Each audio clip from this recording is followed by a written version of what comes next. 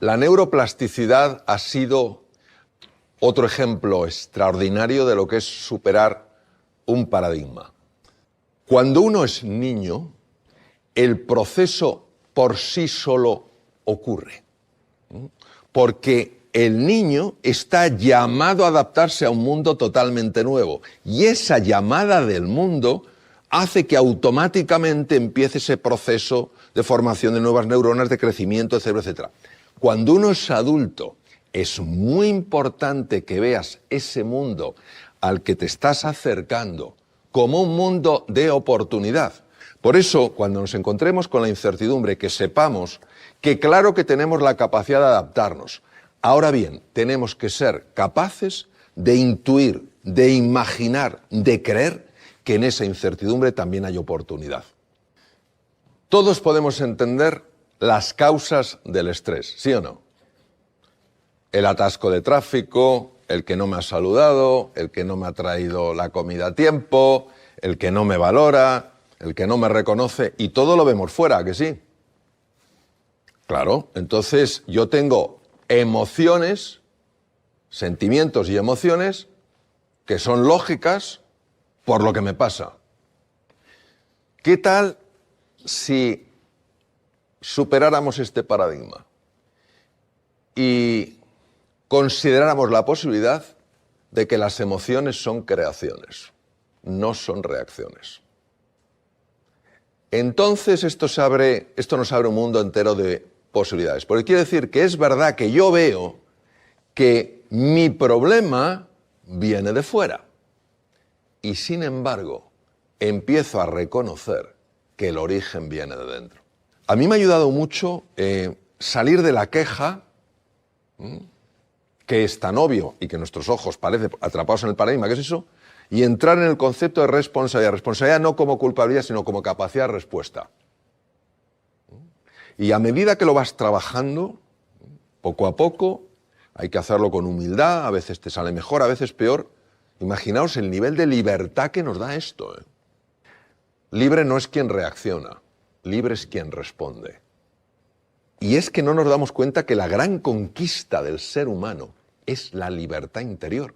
De hecho, hay un texto hindú muy antiguo que se llama el Dhammapada, que dice: el mayor conquistador es quien se conquista a sí mismo. Entonces, por eso puedes tener una serenidad, puedes tener una tranquilidad, aunque todo alrededor empiece a estar tenso. ¿Y cuál es el efecto cuando una persona está tranquila? Que empieza a tranquilizarse el entorno. Es una búsqueda continua, no digo que sea fácil, lo que digo es que vale la pena. Y por eso invito a hacernos una pregunta. No, que la pregunta que invito no es cuánto me va a costar, sino hasta dónde me puede llevar. O sea, imaginaros lo que es tener esa capacidad de mantener la serenidad en medio de la dificultad. Y siendo siempre muy cariñosos con nosotros mismos, porque es un proceso que poco a poco tenemos que aprenderlo, no exigirnos constantemente. Cada pequeño éxito que tengamos, hay que reconocérnoslo. Hay que decir enhorabuena. Lo he conseguido una vez. Enhorabuena. Y entonces el cerebro empieza pum, pum, pum, pum, pum, a mejorar. Entonces, ¿qué ocurrirá? Que de una manera natural, fluyendo, empezarás a tener mucho más serenidad en situaciones complicadas. Y cuando tengas más serenidad, disfrutarás e incluso las buscarás. Hay que distinguir entre un sentimiento y una emoción. Son dos cosas diferentes. Una emoción necesita un cuerpo. No hay cuerpo, no hay emoción. Es decir, una emoción implica cambios bioquímicos, cambios hormonales, cambios viscerales. Si tú accedes a los mapas de los sentimientos, si generas un sentimiento, automáticamente generarás una emoción. Y si tú tienes una emoción, automáticamente generas un sentimiento. Por eso una persona que hace ejercicio físico, que es algo muy físico, muy corporal, se siente mejor. ¿Qué importancia tiene esto? La importancia es extrema porque quiere decir que tú puedes tener distintos sentimientos dependiendo de cómo cuidas tu cuerpo. Tú tienes una actitud sedentaria, no cuidas tu cuerpo, no lo mueves, no comes lo adecuado y eso tiene un impacto a nivel de los sentimientos. ¿Vale? Tú haces ejercicio físico, tú haces determinadas cosas que van bien para el cuerpo, tu postura, etcétera, etcétera, y empiezas a sentirte mejor. ¿Qué otra implicación tiene? Que con el pensamiento tú puedes afectar a los sentimientos. Y si afectas a los sentimientos, afectas al cuerpo. Ahora, ¿por qué la persona libre vive de acuerdo a sus decisiones y no de acuerdo a sus emociones? Por una sencilla razón, porque si las emociones son reacciones, la mayor parte de ellas puramente automáticas, ¿dónde está la libertad ahí? Alguien me dice, tú eres bobo, pues tú más. ¿Dónde está la libertad? ¿Dónde está la capacidad de respuesta? No, es una pura reacción, no hay libertad. Mientras que si yo decido que reciba lo que reciba, yo voy a dar lo que quiero dar, en ese momento fíjate lo que pasa. Lo primero que pasa es que estoy tomando responsabilidad sobre lo que sucede e incluso empiezo a cambiar lo que sucede. Campbell dice que el propósito del camino del héroe no es otra cosa que descubrir el valor de la compasión. La palabra compasión es sinónimo en la descripción de Campbell y en otras descripciones de amor. Descubrir el valor transformador del amor. Y añade que para descubrir ese valor transformador hay que ir más allá de los opuestos.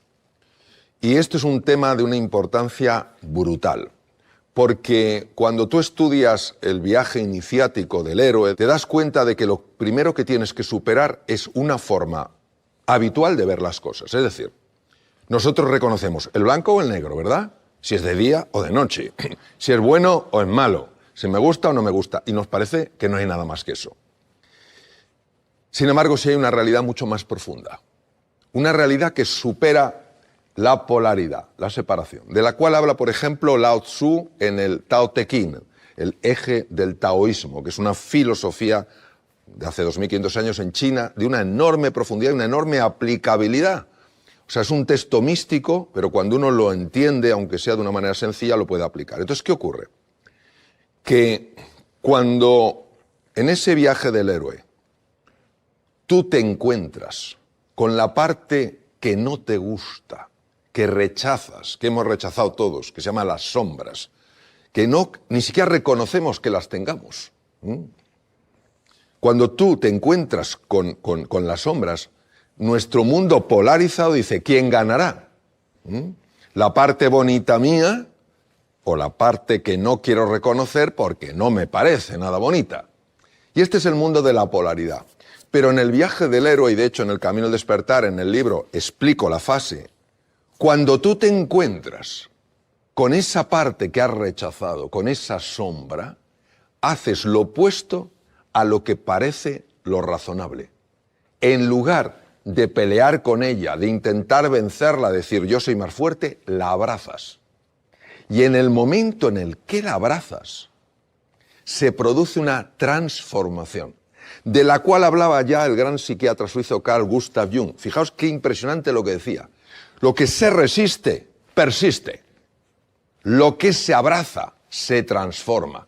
¿Quién abrazaría la parte de sí mismo, de sí misma que no soporta este temperamento que tengo, esta cobardía, esta timidez, que quiero ocultarla para que no se vea? Pues qué curioso, cuando uno abraza su sombra, cuando uno abraza eso que no les gusta, se transforma. Y en lugar de ser, digamos, la parte favorable la que vence a la desfavorable, surge alegría, entusiasmo, creatividad, serenidad y confianza. Nosotros estamos llamados a que nuestra forma de ser y de estar en el mundo corresponda no a quien creemos que somos, sino a quienes somos en realidad. Entonces, cuando una persona conecta con eso y quita esas creencias limitantes basadas exclusivamente en que lo único que hay es lo que veo, de manera natural esa fuerza de la que Freud llamó el conatus empieza a empujar y ahí está lo que se llama el camino de la plenitud. Nuestra sociedad, engañosamente, nos dice que el bienestar subjetivo es lo mismo que la felicidad. Por eso vivimos tan centrados en nosotros mismos, porque pensamos que no hay nada más. La felicidad viene de dentro, mientras que el bienestar subjetivo viene de fuera. ¿Qué ocurre? Que estamos tan distanciados del interior que creemos que como solo hay exterior, esto es la felicidad. No, esto es bienestar subjetivo. Está muy bien, es mejor tenerlo que no tenerlo. Es mejor tener pilita de cobre que no tenerlo. Entonces, ¿cómo conectamos con la felicidad? Para mí, la felicidad siempre es compartida. Es, para mí, imposible experimentar la felicidad si no tienes la vocación de que otra persona la experimente. El bienestar subjetivo no tiene por qué ser compartido. Yo me puedo comer una manzana riquísima, me la como yo y yo lo disfruto. Pero la felicidad es cuando me importas tanto tú que divido la manzana en dos y de repente digo, madre mía, pero qué rica está esta manzana. No, está especialmente rica porque en ese momento soy especialmente feliz. Entonces, forma sencilla que no simple de ser feliz. Que realmente te importen los demás. Que realmente te importe lo que sientan y necesiten los demás. Que realmente todo lo que hagas, lo hagas no solo por ti, que está bien que lo hagas por ti, sino que lo hagas también por los demás. Y que cuando tú salgas de tu casa a trabajar o a una reunión, no estés pensando, no esté yo pensando, no estemos nosotros pensando, a ver lo que saco de esta reunión, a ver lo que obtengo de esta reunión, a ver lo que me llevo de este encuentro, sino a ver lo que pongo en este encuentro, a ver lo que llevo a este encuentro. Y eso es otro paradigma, porque en el paradigma en el que vivimos, dar es perder. En el paradigma de la felicidad, dar es multiplicar. Y por eso hemos oído tanto esa frase que se queda muchas veces en puramente conceptual, dice, tú recibes más de lo que das. Y uno dice, sí, pero que lo dé otro. Que lo dé otro. Hasta que uno tiene un momento en el que da sin esperar y le viene de todas partes. Y es que la felicidad, a diferencia del bienestar, opera con leyes distintas. El bienestar subjetivo opera con las leyes del mundo. La felicidad opera con las leyes del universo. Cuando uno está en el aquí y en el ahora, es mucho más fácil experimentar la felicidad que si está distraído. ¿Por qué? Por una razón que es de orden metafísico, a veces las sé explicar bien. Para nosotros existe la línea del tiempo. De hecho, el hemisferio cerebral izquierdo es el que maneja la línea del tiempo. Es decir, la línea del tiempo es que hace una hora yo estaba en un sitio, ahora estoy aquí con vosotros y mañana estaré en otro sitio. Y esto tiene su utilidad, obviamente, para programarnos y para arreglarnos. Pero es un paradigma. Es decir, ¿qué quiere decir un paradigma? Que tiene una visión limitada. El hemisferio derecho vive en el presente eterno. En el presente eterno, que es donde viven fundamentalmente los niños pequeños. Los niños pequeños no han desarrollado la línea del tiempo. Solo está el aquí y el ahora. Por eso absorben tan rápidamente. Por eso es una de las razones por las que probablemente sean tan alegres. Es una razón por la que muchas veces tiene un sistema inmune, salvo al comienzo que todavía no han desarrollado el sistema inmune, que a veces es sorprendentemente poderoso. Entonces, todo esto está deteriorando de una forma tremenda nuestra conexión con el presente. Y el presente, como estaba comentando, no es algo básico o banal. Es que en el presente es donde está sucediendo todo. Es curioso porque cuando una persona quiere tener un buen futuro, lo primero que tiene que buscar es tener un gran presente. Pero fijaros, si yo me angustio por el futuro, uy, madre mía la que viene, con los problemas que hay, los conflictos, tal cual, todo eso, fíjate lo que hace, produce un deterioro en el funcionamiento del cerebro, con lo cual no estoy en el presente. Si no estoy en el presente, no estoy viendo lo que ocurre aquí. Y luego diré, uy, efectivamente, el futuro era así. No, el futuro no es algo que uno se encuentre, es algo que uno crea. ¿Dónde lo crea? En el presente. Por eso es tan importante, yo recomiendo tanto que se lea, y yo recomiendo el libro físico, y que tú te leas una hoja y luego te preguntes qué has leído.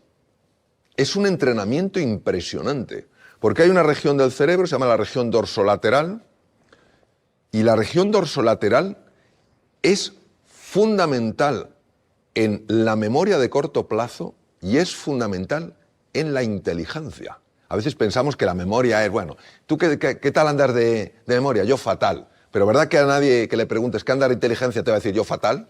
Eso no dice nadie. ¿Por qué? Porque la memoria para nosotros... no puede haber inteligencia sin memoria. Porque obviamente tú tomas decisiones en gran parte basado en experiencias y conocimientos previos. Y resulta que una de las regiones más importantes, que es la región dorsolateral, está siendo deteriorada por la falta de atención. Cuando hay un entrenamiento, entonces que estás con una persona en el aquí y en el ahora, plenamente, como entiendo que estamos todos nosotros aquí, que estás haciendo deporte, plenamente en el deporte, que estás estudiando plenamente, y cuando la mente se te va, con amabilidad y con firmeza la vuelves a traer. La atención es una capacidad importantísima en el ser humano. Lo primero que hay que hacer es aquietar la mente. ¿Por qué hay que aquietar la mente y qué evidencias científicas tenemos de que aquietar la mente es bueno? Porque el caos mental que tenemos produce enfermedad directamente. Pensar en los pensamientos que tenemos. ¿Cuáles de ellos son en general pensamientos ilusionantes, pensamientos esperanzadores? ¿Y cuáles de ellos son pensamientos llenos de ira, llenos de frustración, celos, envidias, iras, resentimientos, culpas, vergüenzas? Así. Pues todos esos pensamientos, esa agitación mental, se ha estudiado con técnicas de neuroimagen qué es lo que hace. Y produce una activación del sistema nervioso simpático que no tendría que estar, la cual deteriora el cuerpo. Con lo cual ya vemos un efecto. Por eso, el profesor Benson, cuando enseñaba a sus enfermos que iban a cirugía cardíaca, que obviamente van con la cabeza, saldré de esta, no saldré de esta, mi corazón sea el mismo. No, al aquietar la mente, resulta que el cuerpo luego, el corazón tenía menos arritmias, etc., ¿no? Entonces, esa es una de las evidencias. Se ha visto que aquietar el ruido mental tiene efectos incluso en el cáncer, incluso en enfermedades degenerativas como la esclerosis múltiple, reduciendo la incidencia, la intensidad de los brotes y la frecuencia de los brotes. Se ha visto en montones de sitios, se ha visto mejoras del sistema inmune, etcétera, etcétera. Una de las cosas más importantes, cuando vas a urgencias o tienes que hacer una operación de extrema urgencia, por sorprendente que os parezca, es aunque sea 10 segundos aquietar la mente. 10 segundos.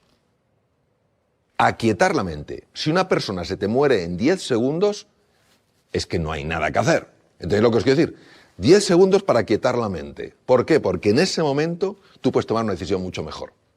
Eso es el poder de la meditación. Por eso se enseña a meditar en hospitales, se enseña a meditar en centros de investigación, se enseña a meditar. Ya ha perdido esa connotación un poco esotérica que tenía, que apartaba a tantas personas. Ahora bien, cuando uno consigue llegar a un nivel de profundidad mayor, que es bypass, es decir, cuando ya empiezas a ver cosas, ¿qué es lo que ves? Empiezas a ver soluciones a problemas a los que no habías encontrado solución.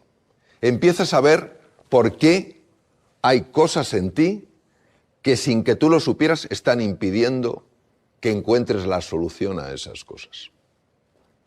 Por eso el profesor Benson, que es cardiólogo y que lo que quería era reducir la hipertensión arterial de sus enfermos, empezó a quedarse sorprendido porque algunos, y es la forma más sencilla de meditación, la respuesta a relajación, empezó a quedarse sorprendido porque algunos de sus enfermos le decían: doctor Benson, es que esto nos está afectando en nuestra vida de una manera muy positiva. Estamos empezando a tener más tranquilidad en situaciones en las que antes perdíamos los nervios, ahora estamos teniendo con mayor creatividad. ¿Tendrá esto algo que ver? Claro, estamos hablando de hace más de 30 años. Y el profesor Benson, obviamente, aunque era cardiólogo, decía, bueno, igual no, o no me interesa, dijo, qué interesante. Entonces empezó a estudiarse el funcionamiento del cerebro. ¿Qué ocurre? Que se ha visto que mejora procesos de ansiedad, procesos de depresión. Obviamente, si alguien tiene un trauma muy profundo que está oculto, siempre es interesante llevar a cabo los procesos de meditación supervisado por un psicoterapeuta, una persona experta en este tipo de cosas, ¿no? En general, como todo, hay excepciones, es muy beneficioso. No te puedes imaginar la cantidad de información clínica que hay sobre los efectos beneficiosos de la meditación. Y para muchas personas la meditación es algo, dice, esto es muy complicado porque yo no puedo parar los pensamientos. Por eso necesitas la meditación. Por eso, y porque tu objetivo no es parar los pensamientos, es que se paren solos, dejando de prestarles atención. Pues imagínate que estás meditando y te entra un pensamiento. ¿Qué comeré hoy? Pues no pasa nada. Tú vuelves a tu respiración. Entonces, ¿de qué se trata? Se trata de que tú te reconozcas no en las nubes, sino en el cielo que eres. Tienes nubes, pero no eres las nubes. Y ese proceso tan sencillo que descubrieron hace miles de años en Oriente, cuando se ha estudiado en Occidente se ve que calmando la mente, el cuerpo se relaja. ¿Qué quiere decir? Que tenemos un nivel de tensión al que nos hemos acostumbrado y que es muy dañino para la salud. Entonces, por eso os recomiendo, y empieza con 5 o 10 minutos por la mañana, o si te apetece descarga la meditación del corazón, que son 11 minutos, y de una manera muy sencilla llega un momento en el que tu cuerpo te lo pide.